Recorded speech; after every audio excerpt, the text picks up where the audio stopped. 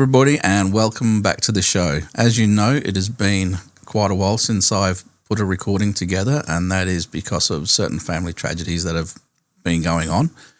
But we are now back on track, and I have one of the most fascinating guests with us today who has got quite a story to tell about how she got involved in the paranormal and specifically demons and things like that. And I didn't want to stop listening to her as we were talking just before we started recording, but I said we've got to stop so that we can get straight into it. So I don't want to go too far with this kind of an introduction because I just want to get straight back to the story, and I'm sure you guys will be absolutely fascinated.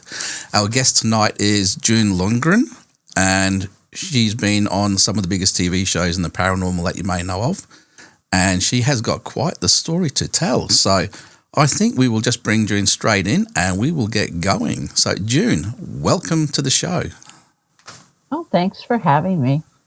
I was serious. I did not want to continue with the introduction. I just wanted to get straight back to it. So what you were just telling me, do you want to go over that again, how you first got involved in the paranormal and your family lineage?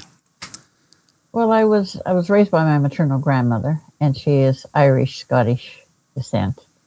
And there's a family prophecy from the 14th century that's been handed down from female to female in the family, because in our lineage, the women are the only ones that have the abilities. And she told me that the prophecies she got from her mother, which she got from her mother, was that there would be a female child born into the family who has an angelic soul, and she would be able to see demons in their true form. She would be able to communicate with them and kill them. And so she knew, my mother kind of dumped me on my grandmother, and so my grandmother knew the moment she held me that I was the fulfillment of the prophecy. And Michael, the Archangel, came to her and said, she is the fulfillment of the prophecy. Wow, that's, we're talking almost biblical type stuff with prophecies like this. When did you know? You know what I mean? Because obviously people seem to know who you were before possibly you knew who you were. I knew I had angelic energy, but ever since I was in the moment I came to live with my grandparents, the animals would come and they would sit. Even the cats and dogs would sit together under my crib. And I would talk to, my grandmother had the ability to, she was psychic medium. She had the ability to see Michael, the Archangel. And he was there constantly watching over me. And I would talk to the animals, and they would listen, and she could tell they were understanding, and I could see spirits and negative entities. But at that time, I was young enough, I only saw negative entities as most humans do, which is black mass or a black mist or a shadowy type figure. But about 4.5 years of age, it changed. I started seeing demons in their true form. And it scared me at first. And Michael said to me, don't be afraid. He says, you're seeing them as through angelic eyes. He says, this is the reason you see them as we do. And he says, I want you to watch them. I want you to learn how they work. I want you to learn, what they're doing, how they're doing it, and what they're saying. You need to study it because it's going to come in handy for you when you get older. And you're a kid, you think, oh, good, it's a game, And so that's what I did. I really had my first one-on-one with the demon when I was in the military. I was a medic in the military, trained as a nurse. And I got a call that from I was working emergency room, got a call from on base saying that there was one of their techs had been missing for 3 days, and they were about to open up his room, and the staff sergeant didn't want anybody, he didn't want to go in there alone. He was afraid of what he'll find. And so they called us. We went over there, another tech and I, and when he opened up the door, I saw the young man, and he was curled up into a ball. I couldn't tell whether he was alive or dead. But up in the corner to the right of myself, there was a demon. And I'm like, okay. I told the tech, that's a friend of mine, I said, we need to get him out of here, and we need to get him out of here now. When I got to him and examined him for a moment or two, I found he was still breathing very shallowly. His pulse rate was steady. So we got him in the ambulance and took him back to the hospital. And we got him situated in one of the rooms, exam rooms. I went to get stuff to start IV. And when I came back in, the demon was trying to pull the life force out of him. And that's the first time that the angel I had inside of me came forward and said, this one belongs to us, not you. Oh. And whatever the demon saw in me, it was gone in a heartbeat. Never came back. So when you talk about biblical type wars going on, it is actually happening in the background. It's just unseen to most people. Yeah. Oh yeah, spiritual warfare I've been involved in it I'm going to be 68 for 67 years. I mean, it's ongoing. It's everywhere. I see them everywhere. Yeah. All right. I know there's a burning question that everybody who's watching this is going to ask, and that is, what does a demon look like in its true form to you? It's kind of interesting because archangels are about 7 feet tall, 12-foot wingspan, and they're white and gold, and they have human-like features because that's how our brain perceives them, even though they are pure energy. And demons, they're 7 feet tall. They have like a 12-foot wingspan, but that's where the similarities end. The demons have almost no features except the eyes, and they're colors of grays and charcoal and black. And their eyes the old demons have yellow eyes, golden, almost like you're looking into a candle flame. And the lesser demons and the minions all have red eyes. But it's not the color of the eyes. When you look into the eyes, you see every atrocity you could ever imagine, 1,000-fold. And it's just pure evil. If you look in their eyes, it's pure evil, and it's something you will never, ever forget. I've got so much going through my head already that I'm having troubles getting the mouth going to find out what to say next. But I have the ability to let people see what I see. Really? And there's only been 3 people who ever wanted to, and they all regretted it. Zach Baggins was one of them. Well, now that you brought Zach up, I was going to mention later on that you've actually been on Ghost Adventures. How did you actually find working with Zach and the boys? I mean, they were respectful enough. I liked his crew. Yeah. But, after he held my hand and saw what I see, it kind of freaked him out. He ran out of the hotel in a hurry, and he called Billy Tully, who was my cameraman, and said, I don't think that woman knows what she's talking about. She's dealing with these things. And Billy told him, Zach, she told you, you're going to see what she sees. You're going to hear what she hears. You need to come back here and let her take the sight away from you. And he did come back, but, they tweeted out afterwards that, this was something they would never, ever forget. Mm. They wanted me. The only reason I was there was an old demon. And he came to me and he said, I want you to give him a message, Zach Baggins' message. And I'm like, yeah, how am I supposed to do that? And then I get the call from Jeff Ballinger, who, gets a lot of people for him and in haunted locations that have, dealt with these things. Yeah. And he, so I told Zach, I said, I have a message for you from an old demon. I said, and he's in the basement of the Norblad Hotel. And I said, you better listen to him. I said, because the old ones never come into the physical world if they don't have to. and you're pissing this guy off. And, you need to know. He's like, am I going to be safe? I'm like, you're all safe as long as I'm here. They wanted me to get rid of the demon. They wanted me to leave the demon there. And I'm like, yeah, right, whatever. That's not happening. But, once he saw it, it freaked him out. And the demon told him, stop disrespecting us. Stop provoking. No, I don't think that's really happened, has it? He continues his games. And it didn't, and that's why they took his vision. It was the same demon that gave him the warning that took his vision. Wow. He had 20/20 vision before he did the demon house. Yeah. Yeah. There you go. Wow. You don't listen, that's what happens.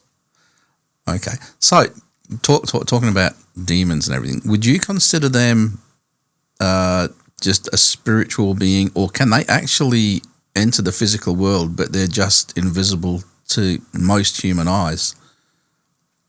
Yeah, they can enter the physical realm. I've seen them pick up a 300-pound man and throw him down the stairs. And I've seen him reach into a friend of mine who is a minister, ordained minister, reach into his chest and squeeze his heart. Ooh. So, they can do damage to you. People think that they can't. On the contrary, they can and they will. Oh, wow. All right. So now we're going to go backwards a little bit to when you were a kid and you first started. How did you take it as a child? Were you automatically accepting everything right from the start based on the family prophecy and things like that? Or were you still in a little bit of denial until it came to fruition properly? I think it was a case of, part of the thing is I have an angelic soul. Yeah. And half of me is in the physical world and the other half of me is in the light. And so she would come forward. The angel would come forward. And she's a demon slayer. And she would come forward. And the first time my grandmother saw it, she kind of freaked out a bit. And Michael told her, she is an archangel soul. And this is who it is. Just know that this is what's happening when you see that. Because there are physical manifestations. People see wings coming out of my shoulders. People see my eyes turn white. My voice changes. My face changes. It kind of freaks people out because there are physical manifestations. But I did not know the name of my angel until I died in my motorcycle accident. Oh, do tell. Yeah, we've talked about near-death experiences before, but it'd be interesting to speak. Yeah, I had first met my husband, and I was going to teach him how to ride a motorcycle. I owned 2 motorcycles at the time.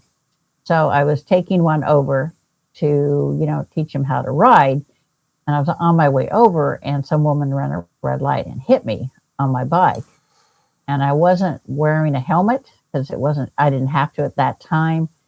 But I usually wore a full face helmet. And they said if I had been wearing the full face, it would have snapped my neck. Oh. But I wasn't wearing it, and I was clinically dead for 2 minutes. A police officer saw the accident, and he kept trying to revive me. But when I went to the other side, Michael and my grandparents were there. And Michael said, "You're here because you need to understand who and what you are." And he touched my forehead, and he said, "This is who you truly are." And I could see myself 7 feet tall, long, dark auburn hair, blue-green eyes, and just fierce. And he said, "You are Ariel, the Archangel. She is a demon slayer, one of the Legion of Light." The Legion of Light is Michael, Gabriel, Raphael, and Ariel. He says, "We are the elite. We are the demon slayers. Your job in the physical world is to help man eliminate the demons." And I'm like, "You couldn't give me some unicorn stuff? You got to give me the take out the trash type of stuff here?" And he laughs. He thought it was funny, but I was like, he said, "No." He says, "I will merge your physical consciousness with your angelic consciousness so you can see through her eyes, hear what she hears, see what she sees, and know what she knows." And he had done a little bit of that when I was a kid, but he finished it when I died and went to the other side. And from that moment on, I knew that I knew everything she did. I knew how they worked, what they did. I knew their names, everything. Is it true what they say? What they say about once you know a demon's name, they lose power, or is that just a fallacy? That's the biggest bull-faced lie I've ever seen. I know all of their names. It doesn't make any difference, though. The thing is, the Catholic Church will tell you, oh, if you know their name, you got it made. You got power over them. Yeah, I'm sorry, but that's really not. That's no. Sorry, no. I mean, I've met Lucifer and everybody else, so it's not like it's unknown to me. Wow. Okay. So I guess you look on exorcism in a totally different way to most Catholic people would. Oh yeah, because I ain't Catholic. No, neither am I. I'm spiritual. I Yes. can, it never ceased to amaze me because I asked Michael one time, I said, why does it take a Catholic priest days, weeks, months, even years to remove a demon from someone? And he says, because they have doubt, whether it's doubt in what they're doing, in their abilities, or in God. He said, if you have any doubt or any fear, they will always win over you. And I have no doubt. I have no fear. And that's why it takes me a matter of minutes. I think the longest, I had a woman with 11 demons. Was possessed by 11 demons. And it took me 3 hours, but I got them. That was the longest time it's taken me. But. So what is your process when you do battle with a demon or a group of demons? How do you do it where it's different to an exorcism? Is it purely a spiritual thing, or are there actual processes? We battle on a different plane of existence. I call it no man's land because it is a realm where it's almost like back in the days of the knights, and they used to one be on one side, one on the other, and they'd come together and they'd fight with swords and stuff like that, right? It's kind of like that. We have swords of light and they have swords of dark. But the thing is, demons are that way as well. If they have doubts, they'll never win. And they can't win against the demon slayers anyway. They fear Ariel and they fear the Legion of Light. So if they have fear, they would lose every time. But yeah, it's on a whole different realm of existence. It's we do battle. I've just finished my biography, and there's a lot of information in there about the battles and how I learned what I know and everything else. But it's a whole different plane of existence.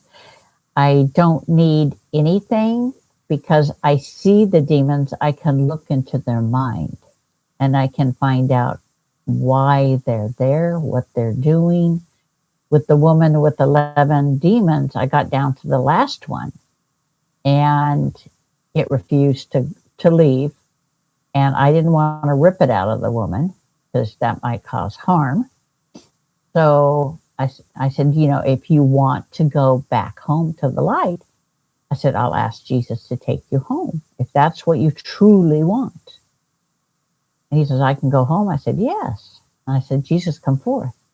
And I had 2 people with me, and my friend, one's an ordained minister, and they separated as this huge arm came out towards the woman. And then the demon said, no, you're lying. You're lying. I can't ever go home. And he pulled himself back into her. I said, so be it. I said, and Jesus pulled his arm back, and I said, Satan, come forth. Lucifer, come forth. And my friends were freaking out because they see this entity appearing at the end of the hall, walking towards them. What they saw was like a man in a black figure in a double-breasted suit, a fedora, and spats. Okay. He walked down towards us. And my friend told me later that just for a split second, he said, I thought you were out of your mind when you said, Lucifer, come forth. He said, but then I remembered who and what you are, and it was okay. And Lucifer told the demon, he said, come with me. Come out of there. Come with me. The demon's like, no. Because the demon was sent to do a job for Lucifer. Instead of doing it, it blew him off. Yeah. So Lucifer's pissed. So Lucifer says, I know you don't want me to harm the woman, but so I'll be back for him tonight. And we all went home, and we all woke up at 3 a.m. and heard it's done. And I called the woman the next day, and she says, I haven't felt empty like this in 20 years. Wow. She says, I said, please get counseling.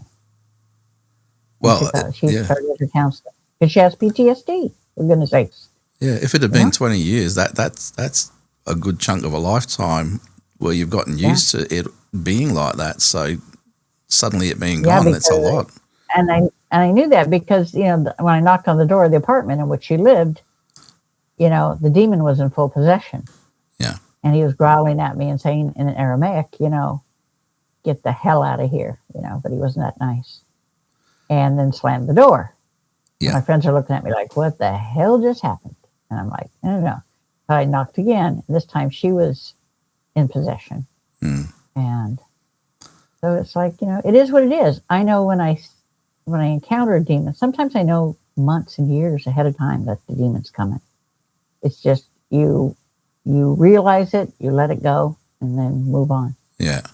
Okay. In relation to demons themselves, how accurate would you say the Bible has it, or is that just a complete fairy tale in comparison to the reality of what they are? Well, they make Lucifer out to be, embodiment of evil. And I'm not saying they're wrong. They're right about that. But there is also that respect because Lucifer has the respect for the Legion because he knows they could take him out in a heartbeat. No problem. I have a friend who has the Archangel Ariel within him. And Ariel and Lucifer were friends before the war between heaven and hell. And he goes and visits him from time to time because he still finds, he fought for what he believed in. Lucifer says, he's still my friend. And my friend asked him one time, my friend calls me Auntie Ariel. He says, what do you think of Auntie Ariel? And Lucifer's reply was, respect the assassin. That is something very interesting to hear when you talk about Lucifer in the mainstream, the things that they say, and then to know that, and I don't know what the correct way to talk about him is, but the entity known as Lucifer, to have respect for your angelic side, and I would assume by default your human side as well. How does that make you feel when you look at life? Because a lot of people fear Lucifer, fear the devil, or is the devil and is Lucifer the same, or are they two completely different entities? No, it's just a different name for him. Every demon has a light name and a dark name. Lucifer is his light name. It means the shining one. And there was no hell at one time. We're all of light beings. Lucifer was kind of like, he wanted to take over. So him and his followers rose up against God and the archangels. And so there was a big battle. And Lucifer was disarmed by Michael, and Ariel disarmed his son. And God said, listen, you can't live among us anymore. He said, because that's the way it is. So he opened a rift into a dark realm. And that's where he put them. He says, here's your new kingdom. You live here. You can never come back to the light. And so that's where the heaven and hell comes in. Although, the Catholic Church can't even tell you what the war was all about either. So, but I know. I was there as Ariel. So.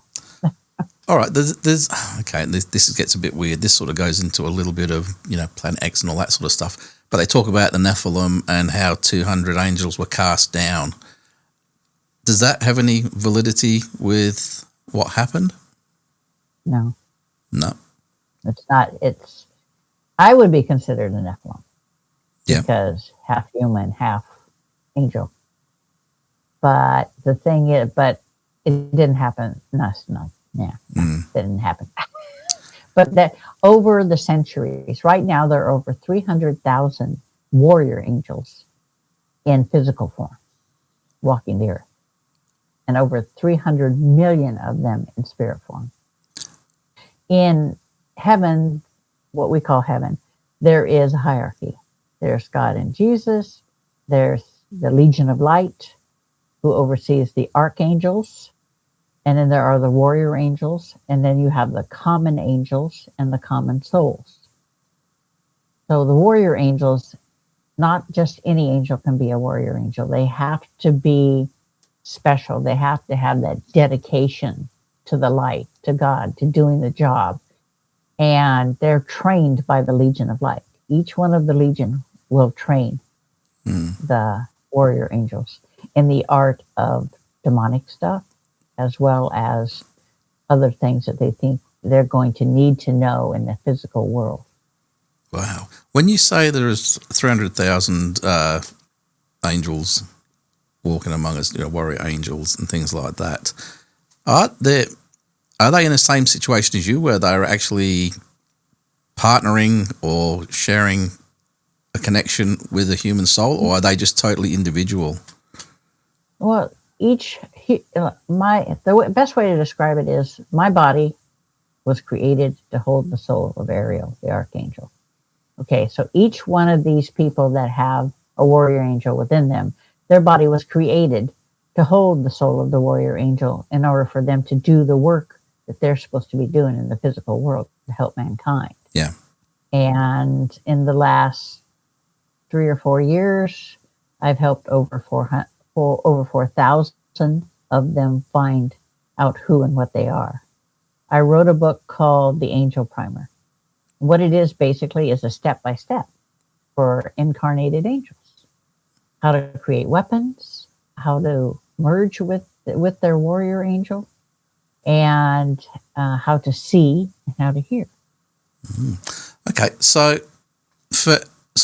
there could be people out there who don't even know they have this connection.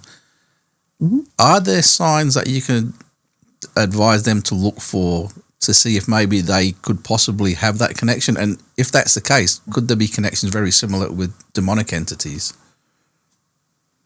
No, there are none with the demonics because in the first place, demons, the war started because between Lucifer and the others, because we as a group of energy beings, we had traveled all the galaxies. We'd traveled for trillions of years. Finally, we decided, you know what, we'd like to have a physical form. And we'd like to know, have children and know physical love and stuff like that. And Lucifer and his followers didn't want to have anything to do with that. They did not want to be subject to a shell, subject to growing old, disease, anything like that, pain. So that's why when they possess someone, they don't possess them full on 24/7. They come in and out because they don't want to be in that shell in the first place. So that's why you don't really see, it's not like a warrior angel will be reborn. Yeah. Because the demons can never be reborn. Yeah. So what are the signs for people who may have this connection with an angelic being? Then they'll know that they're different, that they don't quite fit in the physical world, that they always seem like one step ahead in some ways. They know things and they don't know how they know things, and they have abilities, and they, like I said, they feel the need. They're drawn to other angels, and that's a lot of the reason why they're drawn to me. Because if the angelic soul will be drawn to another angelic soul to help them to understand. Okay, because a lot of what you say, I think, will probably resonate with a lot of people. I know myself personally, what you just described is pretty much me. You have a warrior angel soul. Sorry? And you do. You have a warrior angel soul. What, me myself? I won't tell you his name on the air. I'll send it to you. But his specialty is communication. Each warrior angel has a specialty, whether it's a facilitator, a healer, a communicator, you know, it's strategist. They all have specialties, and yours is all about communication. He's all about communication. You've just given me the warm and fuzzies, and I don't know why. There's some pins and needlesy thing happening at the moment, so that's already a One massive. angel to another, yeah. Wow. See, I've always said that I know I'm different, but I just thought I was a bit of a kook because I was interested in the metaphysical and all the weird things that are around the fringes of normalcy. You know what I mean? A long time ago, I was told, and this was by a psychic who I had learned to respect as being very accurate, but when she said this, it was like, yeah, I don't know what you're talking about. She said, "You are the keeper of war." And I don't know what that meant, and it was in a completely different context to what we're talking about now. Stop and think about it. Warrior angel. They're all trained in the art of war.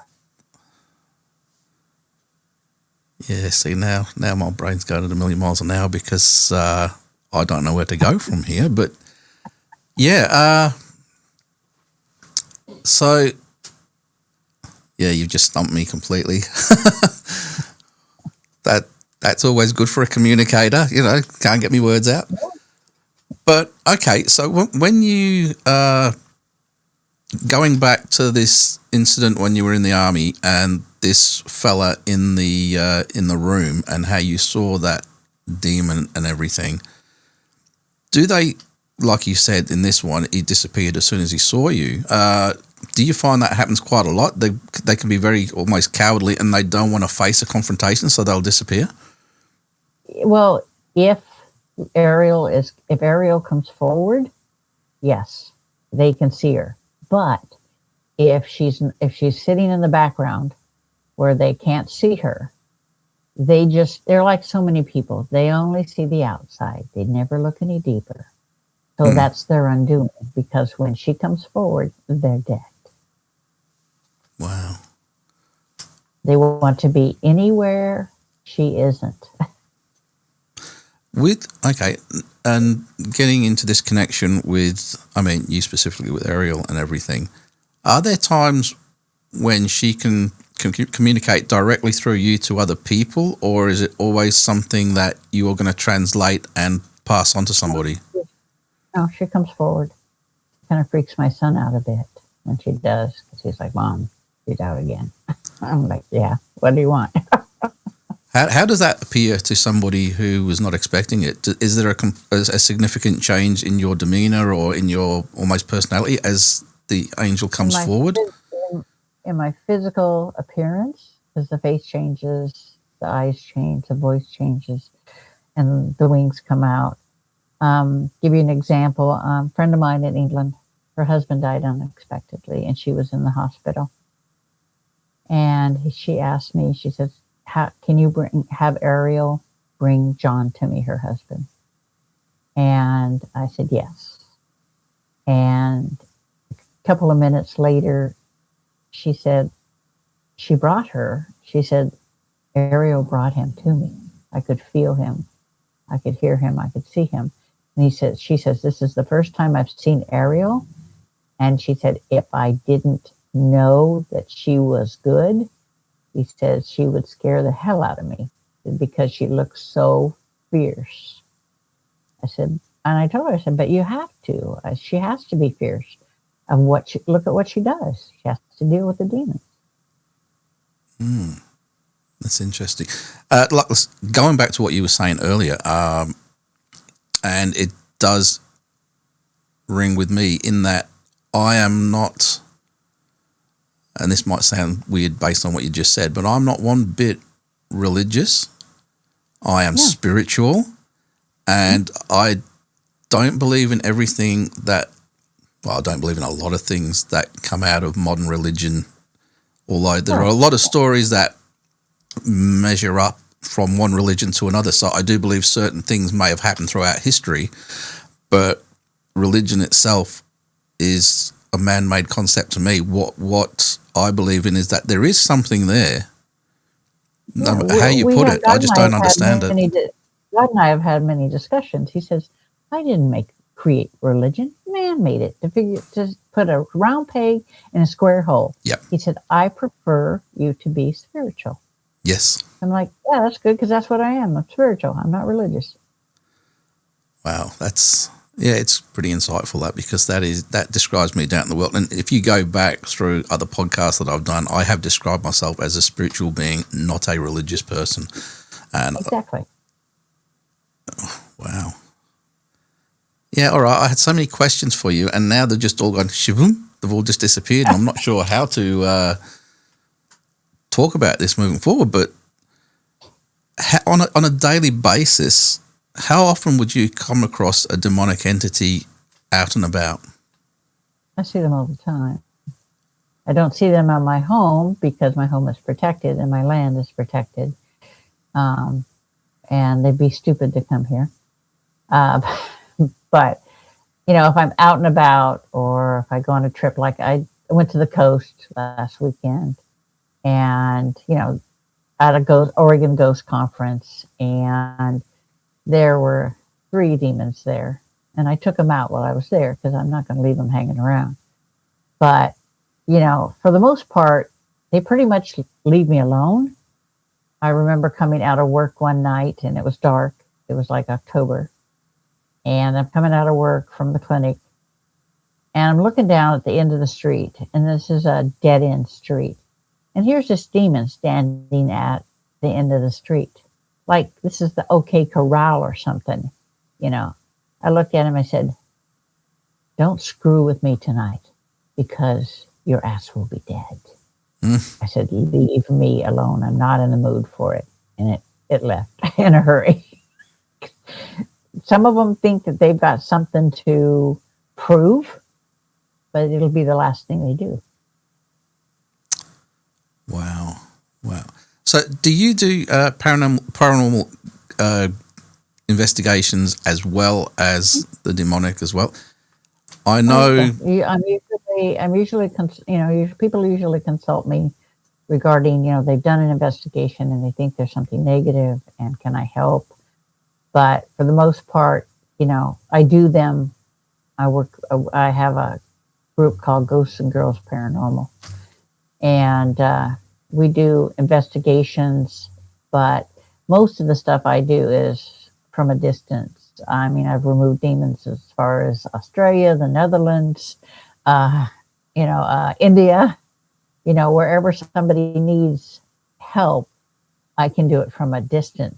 All I need is a connection, whether it's a picture or an email or a phone call. Then I know what's there, how long it's been there, what it's doing, and what its name is. Yeah. See, that's all well beyond me. But I've been a paranormal investigator for a long time. I've actually been investigating weird things from UFOs to cryptids and paranormal situations, basically since I was in my teens. And what interests me is that I've been witness to 3 exorcisms. Two of them were actually a Church of England minister who was performing an exorcism, which I was only documenting, I was recording, I wasn't actually actively participating in it. And then a third one was he called himself a spiritual healer, and he was doing one, and he was doing it completely different to others. And I'd witnessed things that I couldn't explain, not like the film The Exorcist with spinny heads and things like that, but I have witnessed things like super strength and weird voice type, almost modulation. It sounded like there was three voices coming out all in unison. I've witnessed things like that. Yeah. But obviously, I've always known that I have my own beliefs in a lot of this, and it's like you said, square peg, round hole. It never always completely fit, and I'd be interested to actually talk more with you and see what the next steps would be in furthering the journey and any kind of connections that could be possible. Oh yeah, yeah. There's a we can talk not here, but and I'll give you. I'll help you with that, with making your connection with your angel. It's it, it's yeah. Because once the merge happens and you can see through their eyes. When you see through the angel's eyes, you do not see the physical world as it is. You see the energy that makes up the physical world, and it's quite different. I can blink and see the energy. I look through her eyes and blink back again and look through my physical eyes. Mm. And I can hear everything on the other side, whether it's the dark realm or the light. It's funny. It's fun, and this I don't know if you'll make any sense of what I'm about to say, but ever since I was a kid, I've always had this feeling that there is a door locked in my brain that is locked, and it's like one day it's going to open, and I don't know what's on the other side of it. I don't know if that resonates with you at all. The door is a connection to your warrior angel. And it just keeps me out until the time's right, I guess. But right, yeah, the trouble with that is most warrior angels come to knowing about it later in life. And when they're ready, because if you're not ready for the merge, it's not going to happen. You have to be ready. You can't be occupied by other things, or a lot of times life takes over everything. So you don't, there's no time for you. So to speak. When you talk about a connection with an archangel or one of these warrior angels, can they create a connection with more than one person, or when they connect, they're connecting with that one person solely until such time as you pass or the connection ends? Ariel's with me. Like I said, she's like half of me is Ariel and half of me is the human person. Yeah. And I just transform when I die because, I've been dead. So it's like, oh, okay, no problem there. That's all right. I'm here. But the thing is, I can connect with any angel that's here or any angel that's in the light. But it'd be like you or I getting on the telephone and say, hey, what's up? Yeah. That type of thing. And that's why, like, I can talk to God like I talk to you. So, not a big deal. Do you have a specific concept on what God actually is? Because it's one of those things. It could be different things to different people, but it's the same thing in the ultimate reality, if you know what I mean. Yeah. When I went to the other side, it's like from a human perspective, the minute I went to the other side, it was like when you go to the other side, you see, and you're coming back. You're dead, but you're not really, you're not gonna stay over there. You see things in a physical way. Our brain has to perceive things, has to make things out, so we see them in certain ways.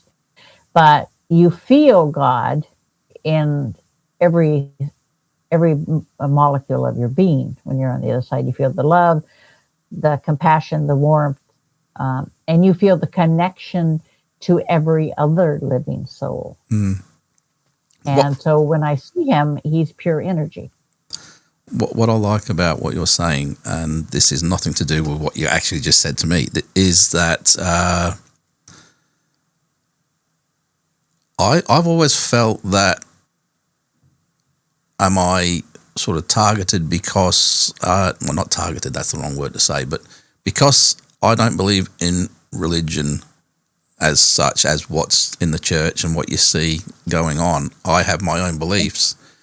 A lot of people start saying, if you don't believe in God, you are doomed to this, to that. But I definitely have my own beliefs. Just because I'm not tying into what they're saying, you kind of feel like you're sort of left out of everything and you're going to be doomed to whatever. You're going to go to hell. Yeah. But I married an agnostic. But like I said, where I'm going with that is I've always had the belief that there is something there. I'm just not calling it and saying it as the church says it. So, well, it's like my husband being agnostic. He believes in a higher power. Yeah. He just doesn't give it a name. 100%. But being married to me, he's seen some things he never wants to see again. So it's a kind of wake up call. He's an auditor, so he's very left brained.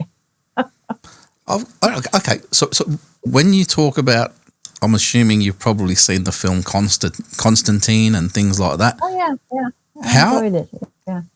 I mean, obviously, it's not going to be bang on 100%, but is there any kind of not reality, but is there a perception there that you can understand coming from what you know? Oh yeah. Because it's like I've told people before. I said, we are the chess pieces, and the earth is the board, and the angels move the chess pieces, and God moves the chess pieces. So it's whoever wrote the book or the comic book. I guess it started out as a comic book. Obviously had a near-death experience, but it's all about how you perceive it when you go to the other side. I was there clinically dead for 2 minutes, so it felt like years. But there is no time over there. There's no distance over there. You can be, when you're on the other side, you can be in 1,000 places at the same time. Wow. I'm loving this conversation, but it's really bad for a podcast because I haven't got much I can't get the words out. When we finished and we're off out, remind me, there's a story I've got to tell you which has been in my head, and it's just a specific thing that's happened which really does tie into what you're talking about. Now, I always thought it was just my weird imagination because I'm in such weird circles with what I'm interested in. I just thought it was just my imagination. And as an angelic soul, I can see people's past lives. And that's another thing I've always believed in as well. Yeah.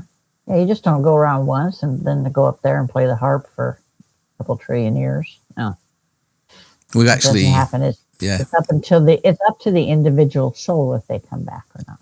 It's not up to anybody but that individual soul. Yeah, my wife, she is a very ardent believer in past lives and reincarnation and things like that. In fact, going back through the podcasts and everything, we actually, the two of us did one, and there's a lot of people that would suggest that she's almost of a similar kind of being because she is such a beautiful person. You know what I mean?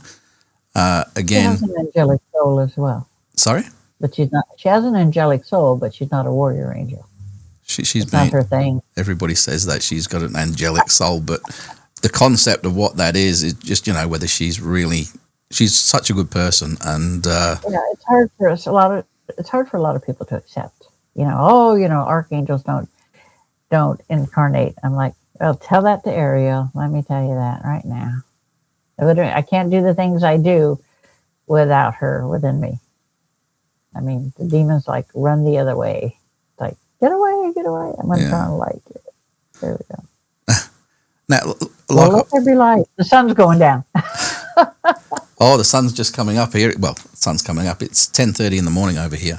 But, like I said, when I experienced those exorcisms through the camera, I did see what I saw through the camera and what I was told not to make eye contact with them in reality, just look through the lens and try not to look directly into their eyes and things like that. I don't know how much. That's because of all the evil in their eyes. Yeah. But besides that, I've been dealing with residential cases quite regularly most of my life. It's been quite quiet actually over the last couple of years. We haven't had too many residential cases to deal with. But I can honestly say I don't think I've actually come face to face with many entities at all. I've experienced activity. I know there was one about 12, 13, 14 years ago where there was a little bit of an attack where there was a physical altercation where I was actually, something grabbed me and pulled me backwards in a room where it was just us. And that's the only thing I can actually say has actually physically happened.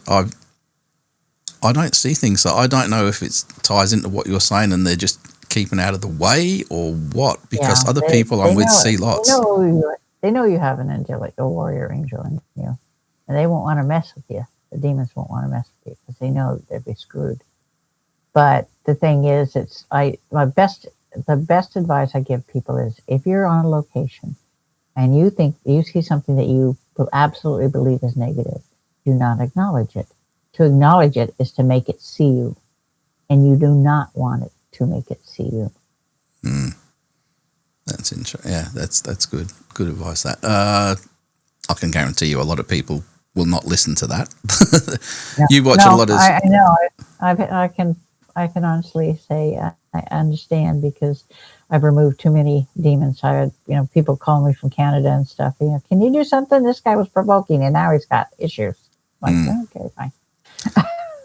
All right, here's a tough question. We've only got a couple before we have to go, but do you ever see an end to this war, or is it going to be a war eternal?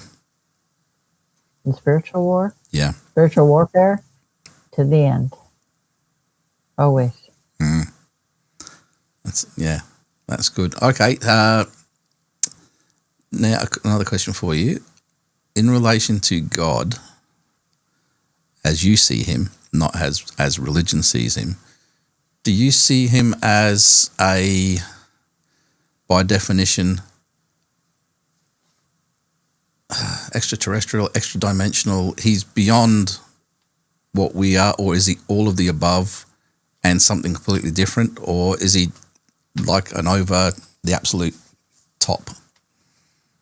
There is one that is over him, that created him.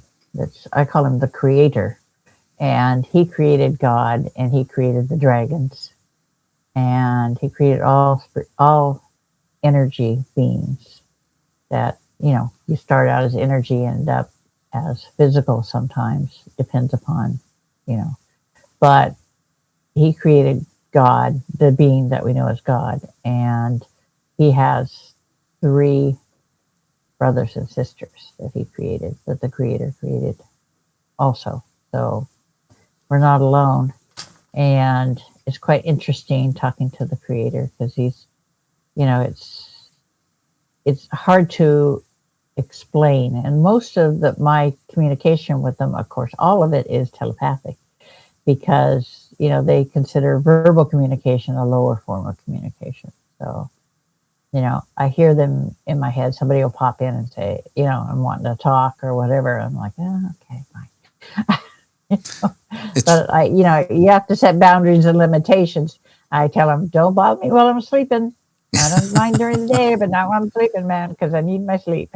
Yeah, it's actually funny that you say that about the communication techniques and things like that, because we actually recorded an episode last night, and it was about the Rosenhan experiment that happened in the 70s, where I don't know if you know about that, about how they tested with the psychology and how they got put away, and anybody that says they hear a voice is automatically pigeonholed into one of these mental disorders.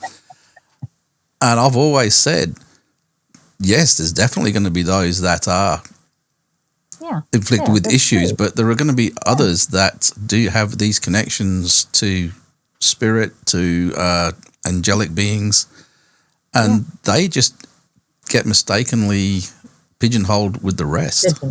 Yeah. There's a fine line between insanity, mental illness, and being able to talk to demons and angels and God.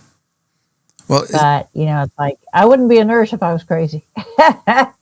Have you ever walked down the street? This is something that my wife and I talk about quite often, because we'll go out to different locations and we'll find ourselves people watching. We might have lunch somewhere, you're just watching people walk past. Sometimes we'll just sit down on a park bench and watch people walk past. There have been occasions where my wife and I just look straight at each other as somebody's walked past and we go, they're not from here. There's something about them. Have you ever had feelings like that? Not the feelings. I just know by seeing them what they are. Yeah, there was one time. I know whether they're an angel. I know whether they're, manifesting, or they have a demon following them, attached to them, or if they're an extraterrestrial type of, or they've had interaction with an extraterrestrial. I've communicated telepathically with Bigfoot, which is not a big deal. He doesn't want to have anything to do with us. Leave him alone. All right, you've just opened up another door right there. Before we go, now we have to talk about what is your take on Bigfoot? Over here, we have a thing called the Yowie, which is very similar to Bigfoot. Yeah. What is your take on that? Is it a spiritual being that can jump in and out of reality? Is it a physical being? No, it's a physical being. Yeah, he's a physical being. He just doesn't want to have anything to do with us and anything to do with man, anything, he doesn't want problems. Just leave him alone. That was the biggest part of the conversation. And he thought it was interesting because I was speaking to him telepathically. So, and they do more telepathic communication than they do verbal or physical. Oh, I definitely believe that. Sometimes you can walk into a place and you get that definite feeling like, yeah, I need to move out of here without actually acknowledging that anything happened. You just get that sense that you need to move on.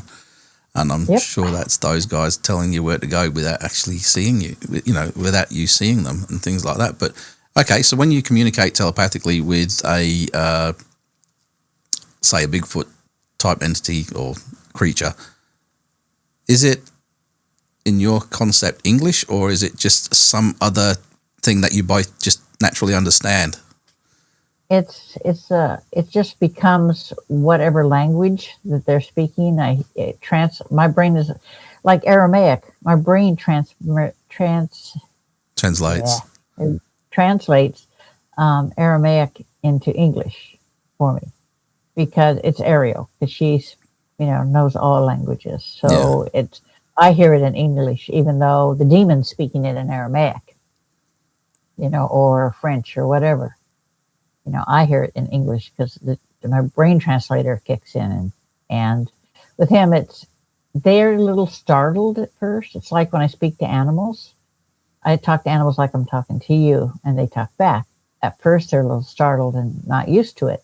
But once they get used to it, it's like opens up a whole can of worms, and it's like, and I need more meat, and I need a softer bed. It's the same thing with Bigfoot. It's like, I just want to be left alone. Tell people to leave us alone. We don't want to have anything to do with them. That's interesting. That's cool. I'm all right with that.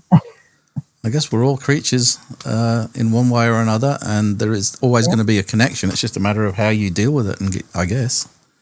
Yeah, it's like, like the one time that I had, unfortunately, communication with an alien race. And it's like, oh, no, you don't.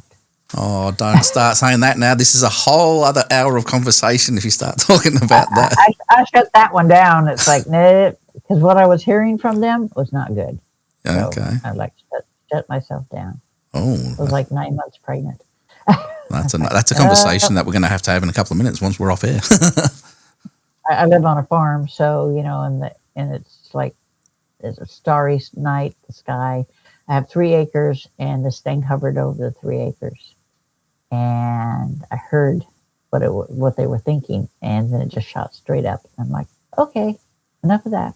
All right. Okay, we've got a few stories that I have to talk to you about as soon as we're finished. So we are out of time now. I would just like to thank you, June, for coming on the show and pretty much gobsmacking me and shutting me down in my boots. And that doesn't happen very often. So congratulations there. I would love to have you back on again at some other point in the future to talk about what's been going on recently in your life and your adventures. And I might even have some of the other, we've got 2 other co-hosts and might have them in for that one as well, because I know there would be a lot of questions from those guys. Absolutely. You're one of the most interesting people we've ever had on the show, and I would like to thank you for that. So do you have any do you have any websites or anything like that where people can find your books?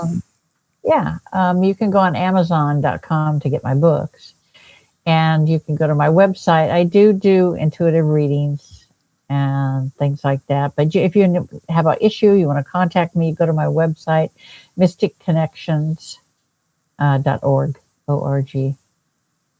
Awesome. June Lundgren, thank you very much for your time. It's been one of the best interviews I've ever done. Thank you. Thanks for having me. I enjoyed myself. Take it easy, everybody. See you later.